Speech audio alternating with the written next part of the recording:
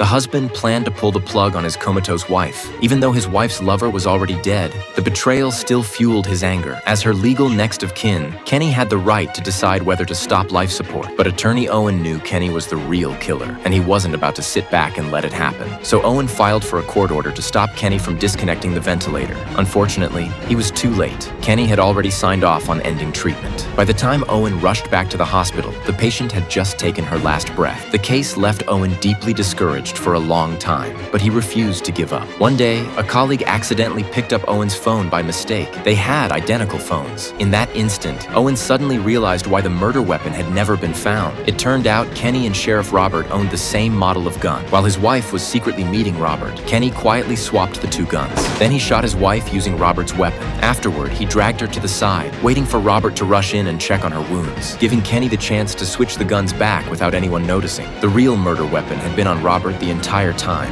When Owen confronted Kenny with his theory, Kenny brushed it off, insisting it was nothing more than speculation. But Owen had already anticipated that. He pointed out that a bullet was still lodged in his wife's brain. Once it was removed, a ballistic test could confirm everything. Even then, Kenny wasn't shaken. He believed he couldn't be tried for the same crime twice, but he underestimated Owen, since his wife hadn't died earlier. The original charge had only been attempted murder. Now that Kenny had pulled the plug, prosecutors could bring fresh charges, this time for murder. If Kenny had let his wife live, Owen's hands might have been tied. A few days later, Kenny was back in court once again.